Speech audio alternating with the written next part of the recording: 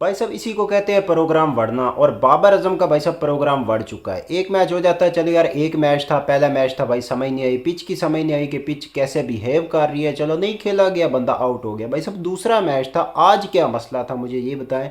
बाकी जो बैट्समैन होते हैं वो 50 बनाते हैं, 40 बनाते हैं, 100 बना रहे हैं बैट्समैन, और हमारे जो नवाब जाते हैं, हमारे पाकिस्तान के जो किंग हैं, उनसे भाई 100 से ऊपर, 100 से ज़्यादा स्ट्राइक रेट के साथ खेला ही नहीं जा रहा। 100 का स्ट्राइक रेट होता है, कभी 50 का स्ट्राइक रेट होता है। उधर मोहम्मद रिजवान साहब जो है, रिजवान है मेरी जान है, उसका भी यही सीन चल रहा है। उसका तो 50 का भी स्ट्राइक रेट नहीं था यार। इसका तो चलो फिर भी 100 का है, 100 का भी नहीं है, 90 का स्ट्राइक रेट है यार। मतलब कि क्या क्या ज़रूरत है भाई, जलील क्यों हो रहे हो यार। एक मैच के अंदर तो परफॉर्म कर दो। दो मैचेस हो चुके हैं, पहले मैच में हमने कहा चलो यार कोई बात नहीं, बंदे से परफॉर्म नहीं हो रहा, दूसरे मैच के अंदर परफॉर्म अच्छा कर देगा। लेकिन नहीं, भाई साहब ने दूसरे मैच के अंदर भी इतना ज़्यादा जलील हो रहा है ये बंदा।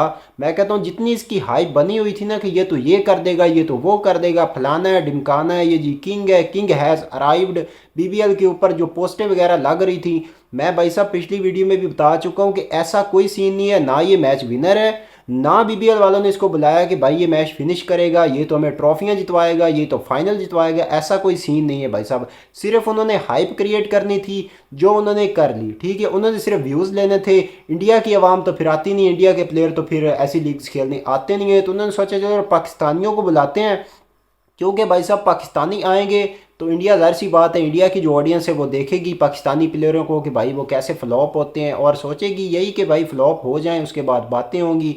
मतलब कि उनका प्लान सिंपल था कि भाई साहब पाकिस्तानी प्लेयरों को बुलाना है, एक हाइप क्रिएट करनी है, ठीक है, और व्यूज़ लेने हैं, और व्यूज़ उन्होंने लिए।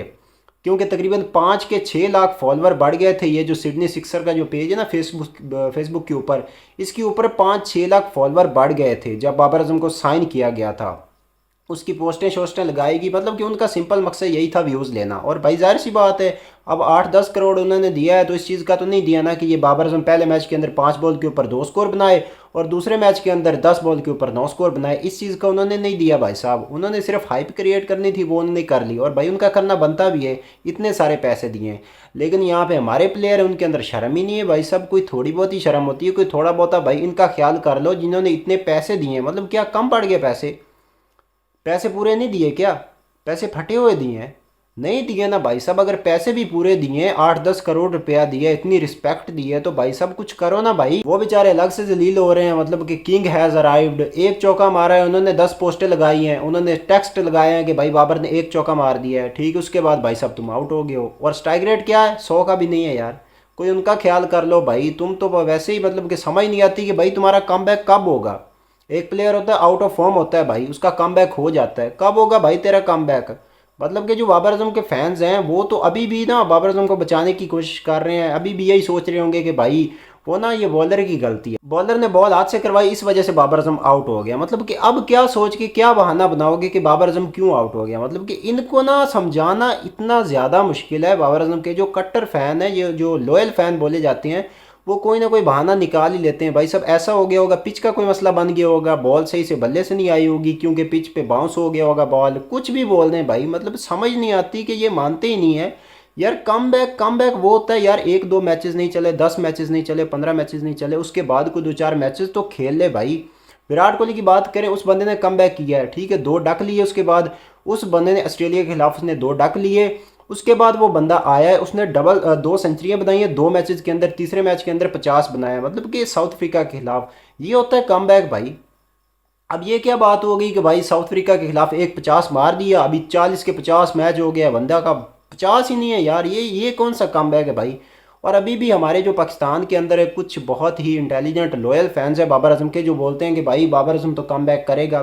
भाई हम चाहते हैं, हम भी पाकिस्तानी हैं, हम भी ये चाहते हैं कि बाबर आजम कम बैक करे, बाबर आजम अच्छा खेले, क्योंकि भाई 10 करोड़ रुपए दिए गए, इतनी हाइप बनाएगी, हमें दिल से खुशी होगी। अभी शदाब खान ने खेला है ना, 2 विकेटें लिए उस बंदे ने, उसी के साथ आई थिंक 34 स्कोर भी उसने किए हैं, तो भाई हमें खुशी हुई है। मैंने खुद वीडियो बनाई है कि यार बहुत अच्छा खेला है शदाब खान।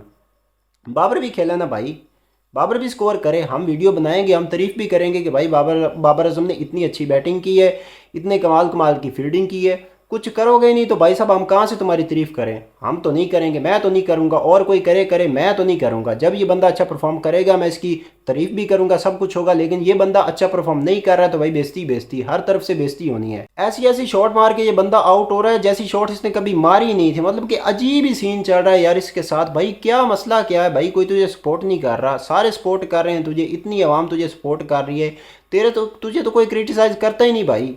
तुझे तो प्रेशर ही नहीं है किसी चीज़ का। तुझे बीबीएल ने साइन किया कि भाई आ तू यहाँ पे खेल, कोई चिल माहौल रिलैक्स सीन है भाई। सारे प्लेयर 50 कर रहे हैं, छक्के मार रहे हैं, चौके मार रहे हैं, 100 हो रहे हैं, और तेरा वही सीन चल रहा है भाई साहब। पहले मैच के अंदर हम चुप हो गए कि चलो यार कोई बात नहीं, बंदा दूसरे मैच के अंदर अच्छा कर देगा। तूने क्या किया है कि भाई पहले मैच के अंदर पाँच बॉल के ऊपर 3 स्कोर बनाया, 2 स्कोर बनाया, बल्कि 3 भी नहीं हुआ तुझसे। दूसरे मैच के अंदर तूने 9 स्कोर बनाया 10 बॉल के ऊपर। अब बता तेरी कहाँ से हम तारीफ करें? कहाँ से ये कहें कि भाई Babar Azam king has arrived, king वापस आ गया जी, किंग ने स्कोर कर दिया, ये कर दिया, वो कर दिया। मुझसे तो नहीं होती भाई साहब ऐसी तारीफ। बाबर भाई थोड़ा सा ख्याल करो, उनके ऊपर ख्याल कर लो जिन्होंने पैसे दिए, इसलिए मतलब 10 करोड़ रुपए दिए, उनका थोड़ा सा उनके ऊपर रहम कर लो भाई। 150 तो बना दो ना, ताकि बाबर आजम के जो तुम्हारे फैंस हैं ना वो भी बोलें कि भाई नहीं जी किंग वापस आ गया, कोई 2-4 छक्के मार के दिखा दो, 2-4 चौके ही मार के दिखा दो भाई। एक चौका तुमने लगाया, मुझे तो वही लगा कि ये भी कैच हो जाएगा, पता नहीं वो कितनी मुश्किल से चौका हुआ है भाई। कौन सी बैटिंग कर रहे हो भाई? ये मैं आप लोग को बता रहा हूँ, ये बंदा अगर सोशल मीडिया के ऊपर इतनी ज़्यादा हाइप ना होती ना, बाबर आजम की इतनी ज़्यादा मतलब कि फ़ैन फॉलोइंग इस बंदे की ना होती, जो इसने बनाई है, खुद बनाई है, मेहनत करके बनाई है, मैं इस चीज़ को मानता हूँ। लेकिन अभी ये बंदा सब कुछ ख़राब कर रहा है। अगर इस बंदे की इतनी ज़्यादा हाइप ना होती, इतनी इसके फ़ैन फॉलोइंग ना होती, तो भाई साहब जिस तरह का ये खेल रहा है ना भाई साहब, इसका पता ही नहीं चलना था कि बाबर आजम गया किधर पाकिस्तान के अंदर। क्योंकि पाकिस्तान के अंदर एक बंदा परफॉर्म कर रहा है, उसको निकाल के बाहर फेंक देते हैं। ये तो फिर भी परफॉर्म ही नहीं कर रहा, तो इसका पता ही नहीं चलना था कि ये गया किधर। ये तो पाकिस्तान के जो फैंस हैं ना बाबर आजम के, उन्होंने इस बंदे को अभी तक टीम के अंदर रखा हुआ है, क्योंकि उनकी मजबूरी है भाई साहब। अगर वो बाबर आजम को एक मैच के लिए बाहर निकालते हैं तो उनके 2 लाख फॉलोवर कम हो जाते हैं पाकिस्तान के अंदर। ये जो पाकिस्तान क्रिकेट बोर्ड के फॉलोवर है ना, वो 2 लाख फॉलोवर उठ जाते हैं भाई एक मैच के अंदर। अगर बाबर आजम को बाहर निकाल दे तो भाई ये पाकिस्तान का जो सोशल मीडिया है ना, उसकी पावर है, जिस वजह से बाबर आजम अभी भी पाकिस्तान के अंदर खेल रहा है। लेकिन मेहरबानी करो भाई, पाकिस्तान के अंदर खेलो ना खेलो, जहाँ पे गए हुए हो ना, वहाँ पे इंडिया की पता ही कितनी बातें सुननी पड़ती हैं, और वो सच्चे हैं भाई साहब।